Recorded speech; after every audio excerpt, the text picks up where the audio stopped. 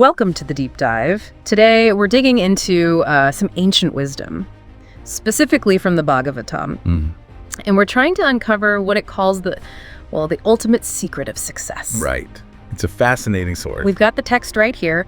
And the core idea seems to be, it suggests that achieving anything, really, whether it's, spiritual goals or just nailing a big project, it all boils down to, absolute concentration, laser focus, and mastering your own senses. And that's where it gets really interesting, because the Bhagavatam introduces this concept, Maya. Maya, right. I've heard that term. You can think of it as this sort of grand illusion. The power that constantly pulls us away from what we're actually trying to do, our true purpose. Okay, so it's like the force of distraction. Pretty much, yeah. And it operates through our senses, creating all these attractions, these diversions that seem appealing, but ultimately sidetrack us. Why is that part so crucial, though? The senses part? Well, the text argues that uncontrolled senses just lead to, fleeting pleasures. Things that feel good for a moment but don't bring real, lasting satisfaction. So it keeps us chasing shadows, basically, instead of something substantial. Exactly. You're always wanting the next thing. That makes sense. It feels like those little urges, they pop up, and suddenly you're scrolling on your phone when you meant to be working. Precisely.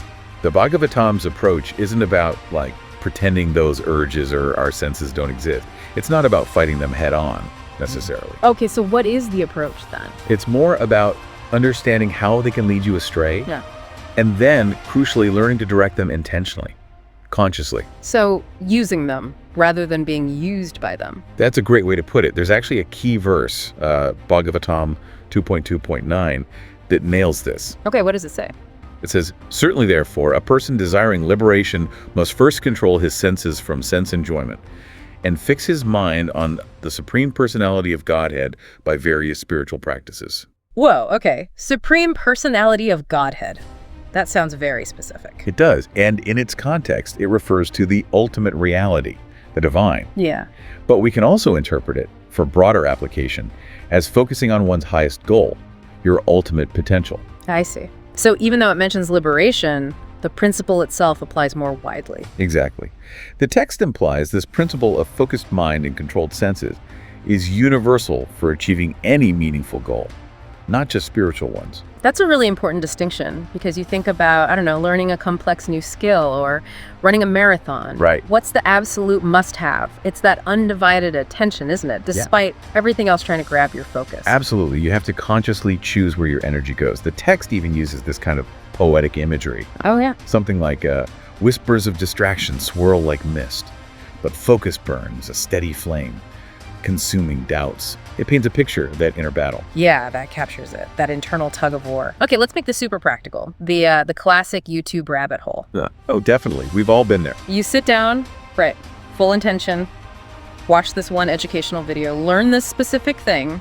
Focused. Determined. And then you blink. And somehow it's 3 hours later, and you're deep into, celebrity interviews or cat videos. Exactly. The original goal. Gone. Time. Vaporized. And you're just left thinking, what just happened? Right. Where did my focus go? The Bhagavatam would frame that as Maya, the illusion, working through your visual and auditory senses. That suggested video looked more appealing in the moment. Okay, so how does the disciplined person handle that, according to this wisdom? Well, the disciplined individual recognizes that pull. They feel the temptation of the distracting video. Acknowledges it exists. Yes, acknowledges it, but then consciously, intentionally redirects their attention. Back to the original goal.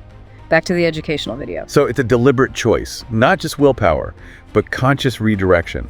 Precisely. And the payoff isn't just, learning the thing you set out to learn. It's also strengthening that mental muscle, that ability to concentrate. Each time you do it, it gets a little easier. Okay, so how do we actually build that muscle? What are the practical steps the Bhagavatam suggests for cultivating this kind of focus? It points to a few things. One is mindful awareness.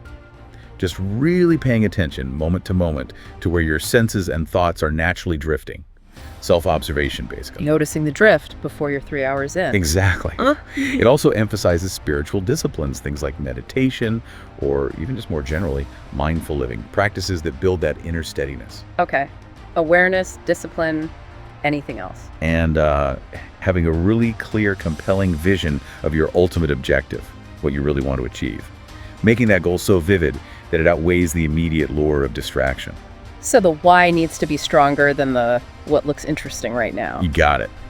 But it's crucial to remember it's not about becoming some kind of like unfeeling robot or a total recluse. Right. The senses aren't inherently bad. Not at all. The Bhagavatam is clear. Our senses aren't the enemy. It's about learning to channel them purposefully. Yeah. Each sense, sight, sound, whatever, can be a powerful tool when it's directed intentionally toward your goal. So mastery, not suppression. Understanding their power, both to connect and to distract. Precisely. Living with intention, making sure your actions, driven by your senses, actually line up with your deeper goals, rather than just being, tossed about by every little whim. Okay, so if we boil it all down, this ultimate secret of success from the Bhagavatam, it isn't some complicated mystical formula. No, not fundamentally. It's really this combination, this 1-2 punch of absolute concentration and that unwavering commitment to mastering your senses, directing them. Yeah. It's presented within a spiritual framework, obviously, but the practical takeaway feels massive for anyone trying to get anything done in today's world. Absolutely. Which brings up maybe a final thought for everyone listening. Go. Think about one specific area in your own life.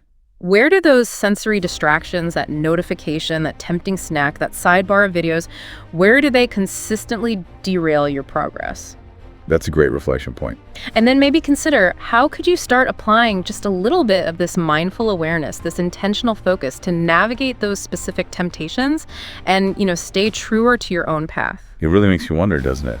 How this ancient text might hold some surprisingly relevant keys for tackling our very modern struggles with distraction. Food for thought.